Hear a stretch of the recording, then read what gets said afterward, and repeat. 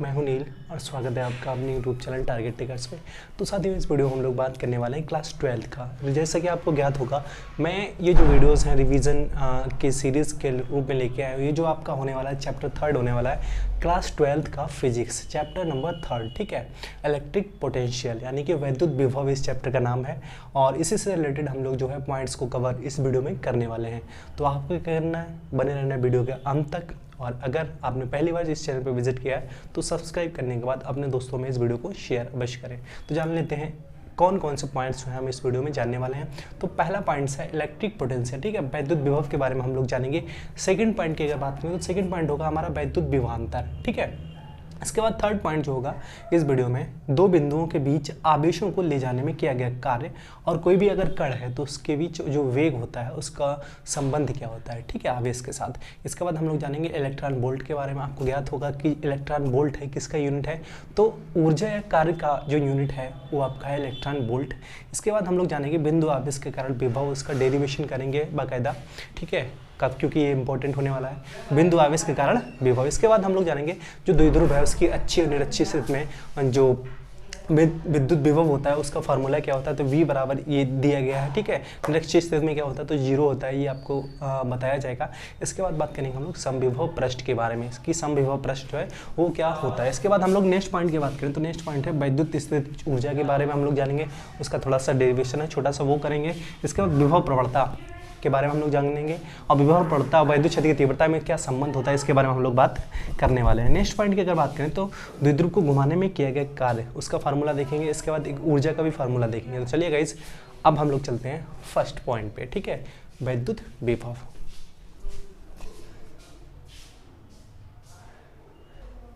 तो भाई जो फर्स्ट पॉइंट है वो है हमारा वैद्युत विभव, ठीक है। इसकी डेफिनेशन की अगर बात करें तो किसी धन परीक्षण आवेश को अनंत से वैद्युत क्षेत्र के भीतर लाने में किया गया कार्य तथा उस धन परीक्षण आवेश के अनुपात को उस बिंदु पर वैद्युत विभव कहते हैं। अगर आपसे पूछा जाए कि भाई जो वैद्युत विभव है उसकी परिभाषा क्या होती है, तो किसी धन परीक्षण आवेश को अनंत से वैद्युत क्षेत्र के भीतर किसी बिंदु तक लाने में किया गया कार्य तथा उस धन परीक्षण आवेश के अनुपात को उस बिंदु पर वैद्युत विभव कहते हैं।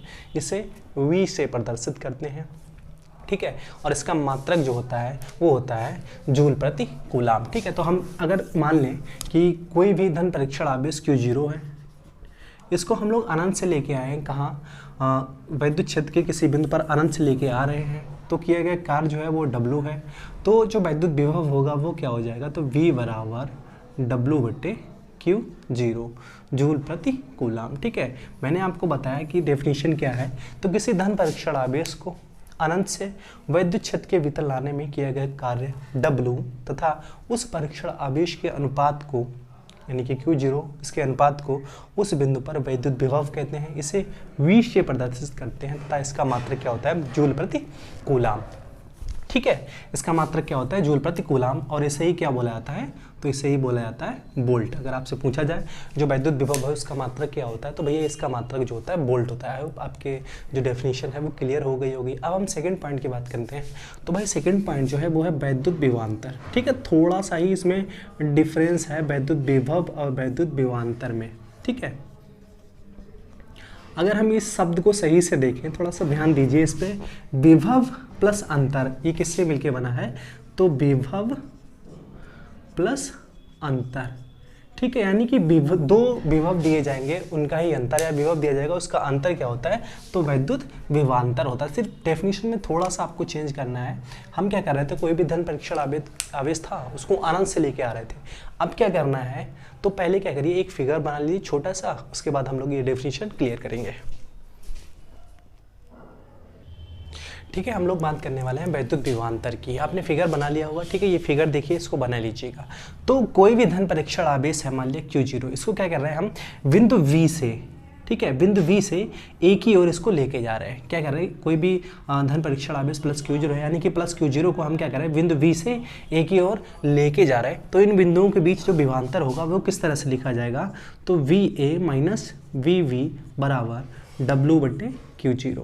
मतलब सीधी सी बात आपको एक याद रखनी है कि भाई जो वैद्युत विभव होता है वो हम किसी चीज़ को अनंत से लेके आते हैं, लेकिन जो वैद्युत विभवांतर होता है वो किन्हीं दो बिंदुओं के बीच में होता है। ठीक है, हमने क्या किया, आवेश को बिंदु V से A की ओर लेके आए, तो जो इस पे किया गया कार्य हुआ और जो परीक्षण आवेश है उसके दोनों के अनुपात को क्या बोला जाएगा, वैद्युत विभवांतर। ठीक है, अगर आप डेफिनेशन क्लियर करना चाहते हैं तो वैद्युत क्षेत्र में किन्हीं दो बिंदुओं के बीच या वैद्युत क्षेत्र में किसी धन परीक्षण आवेश को एक बिंदु से दूसरे बिंदु तक ले जाने में किया गया कार्य तथा उस परीक्षण आवेश के अनुपात को उन बिंदुओं के बीच वैद्युत विभवांतर कहते हैं। ठीक है, इसे किससे परिचित करते हैं, तो VA माइनस VB। जैसे हम V से A की ओर लेके गए तो जो A वाला है उसको पहले लिखेंगे और जो V वाला है उसको बाद में लिखेंगे। ये थोड़ा सा पॉइंट आपको याद रखना है, अगर V से A की ओर लेके जाएं तो VA माइनस VB बराबर किसके हो जाएगा, W/Q0 के। ठीक है,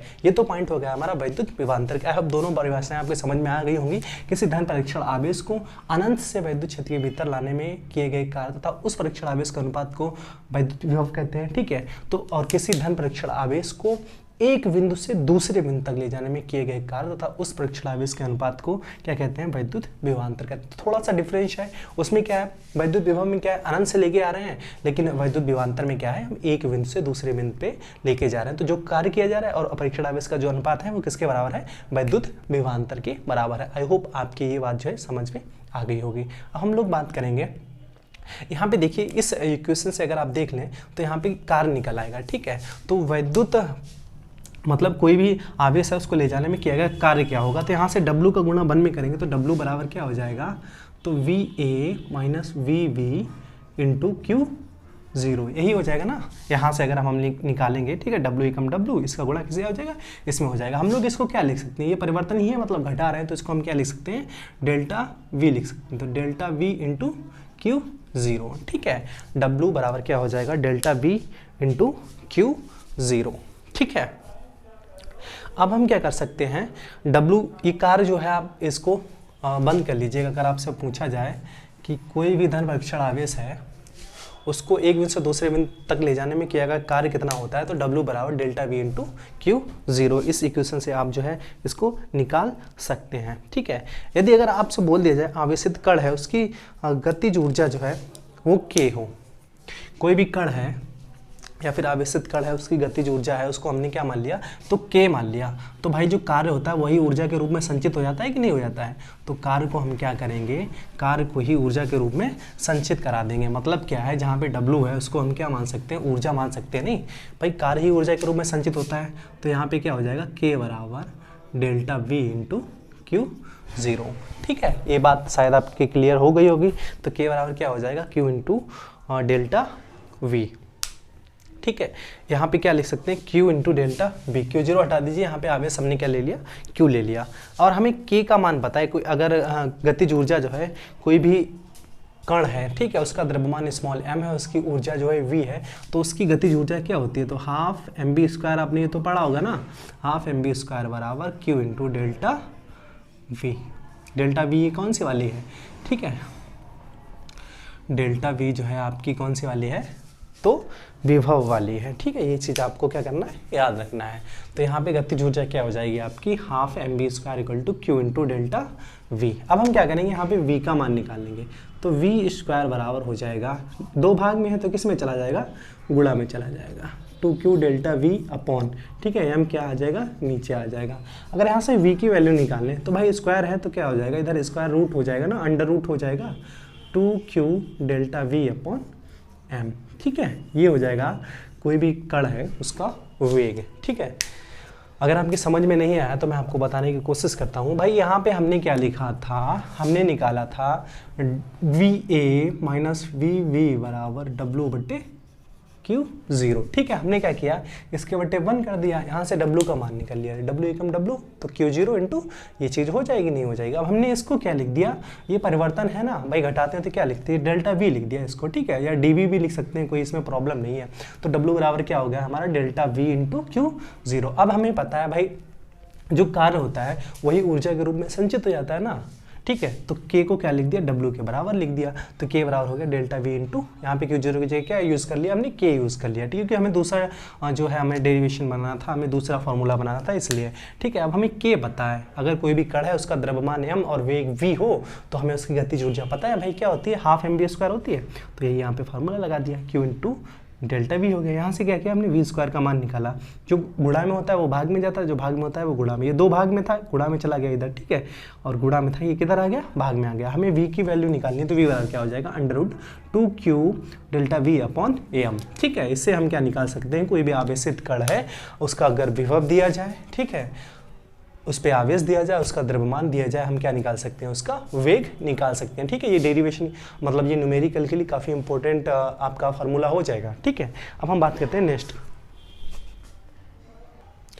तो भाई अब हम बात करने वाले हैं अगले पॉइंट की, तो उससे पहले एक चीज़ आप यहाँ पे क्लियर कर लीजिए, अगर आपसे पूछा जाए जो वैद्युत विभव है उसका मात्रक क्या होता है, यूनिट क्या होती है, तो जूल प्रति कूलम या इसको बोला जाता है वोल्ट, ठीक है, और इसकी विमा क्या होती है, तो ml² T-3 A इनवर्स, ठीक है। अब काफ़ी इंपॉर्टेंट टॉपिक जो है उसके बारे में हम लोग बात करने वाले हैं, इलेक्ट्रॉन वोल्ट के। अगर आपसे पूछा जाए जो इलेक्ट्रॉन वोल्ट है वो क्या होता है, ठीक है, तो इसको लिखते हैं EV, ठीक है।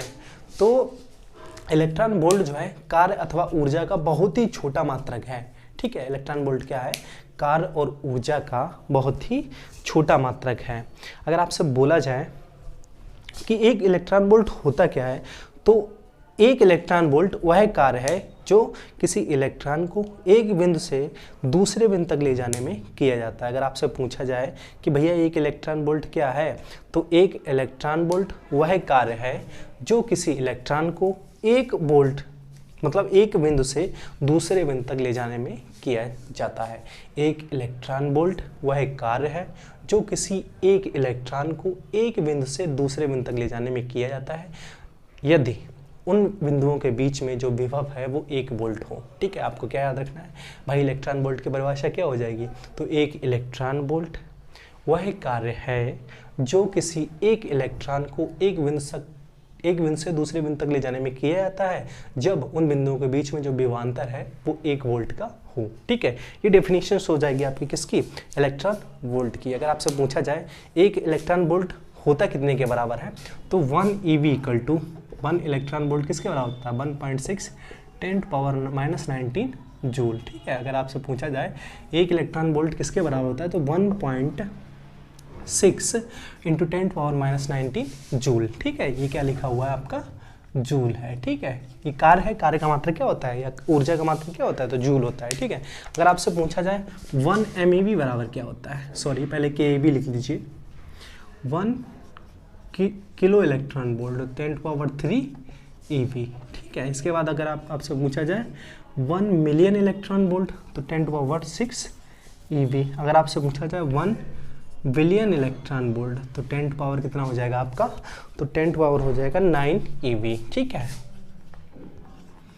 1 kilo electron volt 10⁻³ EV, 1 million electron volt 10⁻6 EV, 1 billion electron volt 10�9 EV। इसका वैल्यू यहाँ पे रख देंगे, तो भाई देखिए 1.6 10 पावर माइनस कितना बचेगा, कम हो जाएगा इसमें से, तो 16, ठीक है।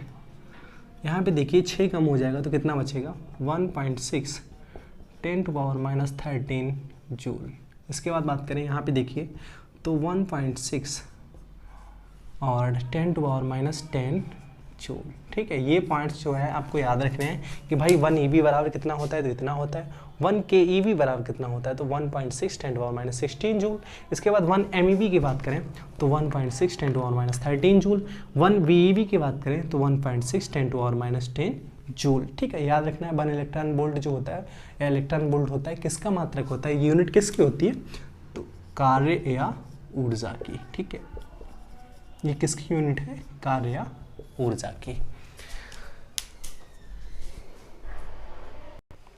तो भाई नेक्स्ट पॉइंट है बिंदु आवेश के कारण विभव, ठीक है।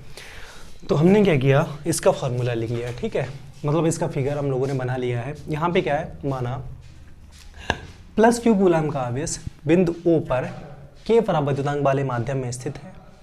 बिंदु O से स्मॉल r दूरी पर, ठीक है, कितनी दूरी पर, स्मॉल r दूरी पर एक बिंदु A है जिस पर वैद्युत विभव ज्ञात करना है, ठीक है। O से स्मॉल x दूरी पर ठीक है, एक बिंदु V है जिस पर प्लस Q0 कूलम आवेश रखा हुआ है। ठीक है, अब हम क्या करेंगे, इसका आगे का जो है वो लिखेंगे। ठीक है, अगर आपसे पूछा जाए बिंदु V से C की दूरी कितनी है तो वो डेल्टा x हमने मानी है। अब क्या है भाई, कूलाम का नियम हम लोगों ने पढ़ा है। ठीक है, तो कहीं पे भी दो अगर बिंदु आवेश होंगे तो उनके बीच में एक बल लगेगा ना। देखिए यहाँ पे भी प्लस है, यहाँ पे भी प्लस है, तो कौन सा बल लगेगा, प्रतिकर्षण बल लगेगा ना। और ये क्या है, F लिखा हुआ है। तो भाई प्लस Q के कारण Q0 पर लगने वाला बल। ठीक है, हम क्या निकालेंगे, प्लस Q के कारण प्लस Q0 पर बल, और बल क्या हो जाएगा, F बराबर कौन से नियम से, कूलाम के नियम से ना। तो F बराबर 1/4 पाई epsilon 0 K Q0 upon x square. ठीक है, यहाँ पे एक्स स्क्वायर क्यों मैंने लिखा, देख लीजिएगा यहाँ पे एक्स स्क्वायर क्यों लिखा हुआ है। भाई एक बात बताइए, O से यहाँ पे ये आवेशों के बीच की दूरी कितनी है, तो ये x ही तो दिया गया है। हमने जो फॉर्मूला पढ़ा था तो उसमें r था ना, तो यहाँ पे क्या है, O से V की जो दूरी है वो स्मॉल x है, इसलिए हमने लिखा भाई F बराबर 1/4 पाई epsilon 0 K Q0 upon x square. ठीक है, ये तो हो गया हमारा क्या, फर्स्ट। यहाँ पे मात्रक क्या हो जाएगा आपका, न्यूटन लिख सकते हो आप लिखना चाहो तो। अब हम क्या करेंगे, तो भाई हमारा ये तो निकल के आ गया F बराबर। अब एक बात देखिए आपको, बिंदु V से, ठीक है, प्लस Q की ओर अनंत सूक्ष्म दूरी dx पर एक अन्य बिंदु C है। अब क्या किया हमने, यहाँ पे देखिए बिंदु B से कितनी दूरी पर, स्मॉल dx दूरी पर एक अन्य बिंदु C है। अब हमने क्या किया कि भैया जो V बिंदु पे प्लस Q0 कूलम आवेश रखा हुआ है, इसको हम कहाँ लेके जा रहे हैं, बिंदु C पर लेके जा रहे हैं। भाई बल जो है उधर लग रहा है, हम उसके विपरीत दिशा में लेके जा रहे हैं। ठीक है, कितनी दूरी, dx दूरी। एक बात आप और समझ लीजिए, जब dx दूरी इधर लेके जा रहे हैं तो भाई कुछ ना कुछ कार्य करना पड़ेगा। भाई बल के विरुद्ध लेके जा रहे हैं, मतलब बल की विपरीत दिशा में लेके जा रहे हैं, तो हमें कुछ ना कुछ कार्य करना पड़ेगा। तो वह कार्य क्या होगा, कार्य बराबर हमको पता है W होता है। ठीक है, W कार्य बराबर क्या होता है, बल गुणे विस्थापन होता है कि नहीं। तो W बराबर F इंटू माइनस का dx। भाई मैंने माइनस क्यों लिखा यहाँ पे, क्योंकि जो प्लस Q0 है इसको हम कहाँ लेके जा रहे हैं, बल इधर लग रहा है, हम लेके इधर जा रहे हैं, तो भाई माइनस आएगा ना, क्योंकि बल की विपरीत दिशा में हम लोग कार्य कर रहे हैं। तो यह W बराबर क्या हो जाएगा, F इंटू माइनस का dx। अब F का मान ऊपर रखा हुआ है, इसको उठा के हमने क्या किया, इसमें रख देंगे। तो W बराबर Q0 अपान 4 pi epsilon 0 K x square into minus का dx। ठीक है, W बराबर क्या हो जाएगा, ये हमारा हो जाएगा। एक बात देख लीजिए आप, W बराबर हम लोगों ने क्या लिख दिया, 1/4 पाई epsilon 0 K Q0 x square into dx, और माइनस का चिन्ह इसमें आ गया है। अब क्या है, हमने क्या किया भाई, जो C है, हमने जो प्लस Q है इसको C पे ना ले जाके हम कहाँ लेके जाएंगे, A पे लेके जाएंगे। ठीक है, तो हमारा W बराबर क्या हो जाएगा, मतलब प्लस Q0 को बिंदु A पर लाने पर, बिंदु A पर ले जाने पर, भाई बिंदु A पर ले जाएंगे तो क्या होगा, तो भाई जब हम प्लस Q0 को बिंदु A पे ले जाएंगे तो कितना कार्य किया जाएगा, ये जो डेरिवेशन मैंने थोड़ा सा कंप्लीट कर दिया, मैं इसमें ही आपको समझा देता हूँ। तो प्लस Q0 को बिंदु A पर ले जाएंगे तो यहाँ से लिमिट क्या हो जाएगी, तो इन्फिनिटी से क्या हो जाएगी R। ठीक है, ये क्योंकि ये दूरी क्या है, R है। तो माइनस का ये वाला देखिए, माइनस यहाँ से हमने आगे कर दिया Q0 अपान 4 pi epsilon 0 K dx upon x square. फिर हमने क्या किया, W बराबर इस चीज़ को बाहर निकाल लिया यहाँ पे, क्योंकि x है, x का टर्म ही जो इंटीग्रेशन है इसके साथ हमेशा आता है। तो infinity to R minus dx upon x square. ठीक है, अब हमने क्या किया, इसका इंटीग्रेशन कर दिया, तो हमारा ये है। इसको समझने के लिए हम लोग थोड़ा सा ये फैक्ट जो मैंने लिखा हुआ है इस पे चलते हैं। ठीक है, आपको एक फार्मूला पता होगा, अगर कोई भी इंटीग्रेशन दिया जाए x पावर n dx बराबर क्या होता है, तो x power n plus 1 upon n plus 1। मतलब क्या है, अगर कोई भी घात दी जाए तो घात में एक जुड़ जाएगा, उसके बड्डे में घात जुड़ के आ जाएगा। ठीक है, तो x की power n plus 1 upon n plus 1। ठीक है, हमने क्या किया, यहाँ पे देखिए ये है, हम x की पावर माइनस नीचे 2 है उसको ऊपर लेके गए, ठीक है, तो कैसा हो गया माइनस का 2 हो गया, ठीक है। अब क्या करेंगे x power n plus 1 upon n plus 1 ये वाला फार्मूला हमने लगा दिया, तो माइनस तो पहले से था ही हमारे पास, तो x पावर माइनस 2 प्लस 1 एक काम करिए यहाँ पे देखिए x पावर माइनस 2 प्लस 1 यहाँ पे माइनस 1 बचेगा ना, और यहाँ पे देखिए माइनस 2 प्लस 1 यहाँ पे भी माइनस 1 बचेगा, माइनस और माइनस वो वाला ये वाला जो माइनस आएगा यहाँ पे कैंसिल आउट हो जाएगा, मतलब कट जाएगा, यहाँ पे बचेगा x पावर माइनस 1, नीचे लेके आएंगे कैसा हो जाएगा प्लस का 1, यहाँ पे क्या लिखा हुआ है x पावर माइनस 1 था, नीचे लेके गए x पावर 1 हो गया ना, तो 1 अपॉन x जो है इसका इंटीग्रेशन आपका आ गया। वही ये चीज़ मैंने जो है सॉल्व में करके क्या लिख दी 1 upon x power infinity to r, ये लिमिट हो गई। अब हम क्या करेंगे इसमें लिमिट लिखेंगे, तो upper limit minus lower limit, तो अपर लिमिट क्या है हमारी r, अपर लिमिट की जगह r आ जाएगा, लोअर लिमिट की जगह इन्फिनिटी आ जाएगा। 1 अपॉन इन्फिनिटी का मान होता है 0, ठीक है, आपको याद रखना है, तो w बराबर हो जाएगा 1 अपॉन 4 पाई एप्सिलॉन लिख के q 0 अपॉन r, ठीक है, ये हमारा आ गया। इसके बाद हम लोग क्या करेंगे यहाँ पे देखिए q जो है इनका आपस में गुणा है, तो इधर क्या हो जाएगा भाग हो जाएगा, तो w बटे q0 हो जाएगा 1 अपॉन 4 पाई एप्सिलॉन 0 के q अपॉन r, ये इतना हो गया। अब हमें पता है w बटे q हमने पढ़ा था वैद्युत विभव की जो परिभाषा पढ़ी थी उसमें क्या था w बटे q0 किसके बराबर था v के, तो v बराबर हमने लिख दिया 1 अपॉन 4 पाई एप्सिलॉन 0 के q अपॉन r, ठीक है। तो ये जो हमारा अगर निर्वात वायु के लिए लेंगे तो k बराबर 1 हो जाएगा, तो v बराबर 1 upon 4 pi epsilon 0 q upon r, यही हो जाएगा हमारा बिंदु आवेश कारण विभव। तो एक बार समझने की कोशिश कीजिए, माना कोई प्लस q आवेश बिंदु O पर स्थित है, बिंदु O से स्मॉल r दूरी पर एक बिंदु B है जिस पर बिंदु O से स्मॉल r दूरी पर एक बिंदु A है जिस पर क्या करना है हमें वैद्युत विभव की गणना करनी है, ठीक है। प्लस q से स्मॉल x दूरी पर एक बिंदु V है जिस पर प्लस q0 कूलाम आवेश स्थित है, तब प्लस q के कारण q0 पर लगने वाला कूलाम बल या फिर बल, तो क्या हो जाएगा वो कूलाम के नियम से निकाला जाएगा, प्लस q के कारण q0 पर लगने वाला बल, तो F बराबर 1 अपॉन 4 पाई एप्सिलॉन 0 के q0 upon x square Newton, ठीक है, ये हो गया। अब क्या किया भैया, जो हमारा बिंदु B पर आवेश q0 है इसको हम लेके गए बिंदु C पर, ठीक है, जब बिंदु C पे लेके जाएंगे क्योंकि बल इधर लग रहा है हम लोग कार्य इधर करते हैं, तो कार्य बराबर हमें होता है बल गुणे विस्थापन, ठीक है। तो हमारा क्या होगा W बराबर F इंटू माइनस का dx, माइनस किस लिए आया क्योंकि बल की विपरीत दिशा में हम लोग कार्य कर रहे हैं, तो F का मान जो था यहाँ से उठा के हमने रख दिया क्योंकि 0 अपॉन 4 पाई एप्सिलॉन 0 के x स्क्वायर इंटू माइनस का dx। अब क्या है जो प्लस q0 है इसको हम कहाँ पे लेके जा रहे हैं बिंदु A पर लेके जा रहे हैं, तो लिमिट जो इसकी आ जाएगी कुल कार्य जो निकलेगा W बराबर limit infinity to r minus q0 upon 4 pi epsilon 0 के dx अपॉन x स्क्वायर, ठीक है। तो W बराबर क्या हो जाएगा q0 अपॉन 4 पाई एप्सिलॉन 0 के infinity to r minus dx upon x, मतलब जिसका टर्म होता है हम उसको ही रखते हैं, बाकी सब कांस्टेंट हो जाता है, ठीक है। यहाँ पे x था तो x वाला ही इधर रहेगा इंटीग्रेशन के इधर, बाकी सब इधर चले जाएंगे, उन्हें कांस्टेंट माना जाएगा, नियतांक माना जाएगा, ठीक है। इन सबको क्या मानेंगे हम लोग कांस्टेंट मानेंगे।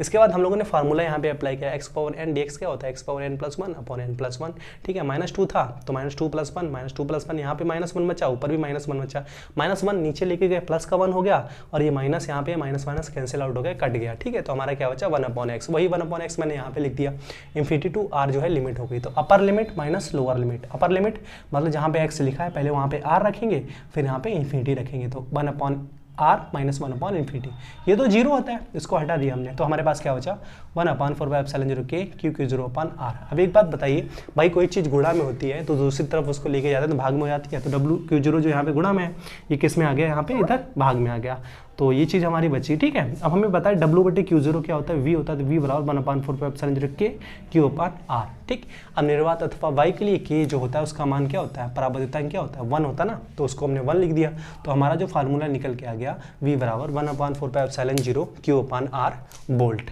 ठीक है। ये किसी बिंदु आवेश के कारण विभव का फार्मूला है। तो भाई अगला जो पॉइंट है वो है अच्छी स्थिति में, ठीक है, क्योंकि ये पॉइंट जो है मैंने जो वीडियो है प्लेलिस्ट में जाएंगे तो उसमें आपका पूरा वीडियो जो है इनसे संबंधित मिलेगा कि वैद्युत द्विध्रुव के कारण अच्छी स्थिति में विद्युत विभव क्या होता है, ठीक है। वैद्युत द्विध्रुव के कारण अच्छी स्थिति में वैद्युत विभव क्या होता है, तो v बराबर 1 upon 4 pi epsilon 0 p upon r square, ठीक है। इसका फार्मूला मैंने कराया डिटेल में, ठीक है, आप आराम से समझ सकते हैं, बिल्कुल आपके दिमाग में फिट हो जाएगा, वहाँ पे जाके आप वीडियो देख लीजिएगा। सेकेंड जो है वो निरक्षी स्थिति में है, वो क्या होगा 0। अब हम बात करते हैं समविभव पृष्ठ की। अगर आपसे बोला जाए जो समविभव पृष्ठ है वो होता क्या है, तो वैद्युत क्षेत्र में स्थित वह पृष्ठ जिसके सभी बिंदुओं पर विभव समान होता है, या फिर इसे इस तरह से बोल सकते हैं, तो वैद्युत क्षेत्र में स्थित वह पृष्ठ जिसके किन्हीं दो बिंदुओं के बीच में विभवांतर शून्य होता है, तो वो क्या कहलाता है, समविभव पृष्ठ कहलाता है। मतलब कोई वैद्युत क्षेत्र है, उसमें ऐसे बिंदु जिन पर विभव का मान समान है, तो वो क्या कहलाएगा, समविभव पृष्ठ कहलाएगा। इसका आप अगर तोड़ें इस शब्द को, तो सम माने क्या होता है, समान, विभव माने विभव। अगर कोई वैद्युत क्षेत्र है, उसके बिंदुओं पर विभव जो है वो समान है, तो वह पृष्ठ कौन सा कहलाएगा, समविभव पृष्ठ कहलाएगा। ठीक है, अब हम लोग बात करते हैं इस वीडियो के नेक्स्ट इंपॉर्टेंट पॉइंट की, तो वो है हमारा, तो भाई अब हम लोग बात करने वाले हैं स्थिर वैद्युत स्थितिज ऊर्जा के बारे में। काफ़ी इंपॉर्टेंट है, इसको इंपॉर्टेंट मार्क कर लीजिए। पहले तो ये फिगर बना लीजिए, इसमें दो आवेश दिए गए हैं, +Q1 दूसरा +Q2, ठीक है, एक दूसरे से r दूरी पर स्थित है। ठीक है, ये परिभाषा जो है यहीं से निकल के आएगी। तो आवेशों के किसी निकाय की स्थिर वैद्युत स्थितिज ऊर्जा उस कार्य के बराबर होती है। अगर आपसे पूछा जाए कि भैया स्थिर वैद्युत स्थितिज ऊर्जा क्या होती है, तो आवेशों के किसी निकाय की स्थिर वैद्युत स्थितिज ऊर्जा उस कार्य के बराबर होती है जो उन आवेशों को अनंत से वैद्युत क्षेत्र के भीतर लाकर निकाय की रचना करने में किया जाता है। ठीक है, इसका मान क्या होता है, तो U बराबर 1/4πε0 Q1 Q2/r², और इसका मात्रक भैया क्या होगा, तो जूल होगा। ठीक है, तो एक बार आप देख लीजिए दोबारा से, आवेशों के किसी निकाय की स्थिर वैद्युत स्थितिज ऊर्जा उस कार्य के बराबर होती है जो उन आवेशों को अनंत से वैद्युत क्षेत्र के भीतर लाकर निकाय की रचना करने में किया जाता है। इसके बाद किसके बराबर होता है, तो U बराबर 1/4πε0 Q1 Q2/r² जूल। अब हम बात करते हैं विभव प्रवणता की। अगर आपसे पूछा जाए कि भाई विभव प्रवणता क्या होती है, तो वैद्युत क्षेत्र की दिशा में दूरी परिवर्तन के साथ विभव परिवर्तन की दर को, ठीक है, थोड़ा ध्यान दीजिए, वैद्युत क्षेत्र की दिशा में दूरी परिवर्तन के साथ विभव परिवर्तन की दर को विभव प्रवणता कहते हैं। ठीक है, विभव प्रवणता किसके बराबर होती है, ΔV/ΔX, और किसका, माइनस का। ठीक है, अगर आपसे पूछा जाए विभव प्रवणता और वैद्युत क्षेत्र की तीव्रता में क्या संबंध होता है, तो विभव प्रवणता E बराबर होता है आपका -dV/dx। यहाँ पे माइनस ना लगाइएगा आप, ठीक है, ये हो जाएगा विभव प्रवणता और वैद्युत क्षेत्र की तीव्रता में संबंध। ठीक है, विभव प्रवणता क्या होती है, तो ΔV/ΔX, इसको बोला जाता है विभव प्रवणता। तो E बराबर क्या हो जाएगा, -dV/dx। और वैद्युत क्षेत्र की दिशा में दूरी परिवर्तन के साथ विभव परिवर्तन की दर को विभव प्रवणता कहते हैं। तो विभव प्रवणता बराबर ΔV/ΔX। ठीक है, ये किसका परिवर्तन है, तो ये विभव का परिवर्तन है और ये दूरी का परिवर्तन है। यहाँ पे ΔV किसका, विभव परिवर्तन, ΔX दूरी परिवर्तन। ठीक है, अगर आपसे पूछा जाए विभव प्रवणता और वैद्युत क्षेत्र की तीव्रता में संबंध, तो E बराबर -ΔV/ΔX। यहाँ पे एक फार्मूला आप याद रखिएगा, मैंने सिर्फ इसका डेरिवेशन नहीं कराया है क्योंकि इसका डेरिवेशन कोई खास है नहीं। ठीक है, इसमें क्या किया, दो प्लेटें दी गई हैं जो कि आवेशित हैं, और पहली प्लेट पे विभव जो है V1 है, दूसरी प्लेट पे विभव जो है V2 है, दोनों के बीच की दूरी d है। तो वैद्युत क्षेत्र क्या होता है, तो E बराबर, या वैद्युत क्षेत्र की तीव्रता क्या होती है, तो E बराबर V1 - V2/d। ये आप याद रखिएगा, कोई दो प्लेटें दी जाए, उन पे विभव दिया जाए, V1 पहली पे, दूसरी पे V2, दोनों के बीच की दूरी d हो, तो वैद्युत क्षेत्र की तीव्रता E बराबर V1 - V2/d। ठीक, तो ये थे आज के जो वीडियो है पार्ट 3, इसके सभी पॉइंट्स, और इसमें जो इम्पोर्टेंट था, तो वैद्युत विभव जो है बिंदु आवेश के कारण वैद्युत विभव, और सेकंड जो है स्थिर वैद्युत स्थितिज ऊर्जा, इसमें इंपॉर्टेंट पॉइंट्स थे। इसके बाद आपका ये वाला जो फैक्टर था, यहाँ पे ये भी याद रखिएगा, वैद्युत क्षेत्र की तीव्रता विभव प्रवणता में क्या संबंध होता है।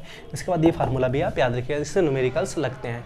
तो भाई कमेंट करके जरूर बताइए वीडियो आपको कैसा लगा, और अगर पहली बार विजिट किया है तो चैनल सब्सक्राइब कर दें। तो मिलते हैं अगले वीडियो में, तब तक के लिए Jai Hind, take care, thank you for watching.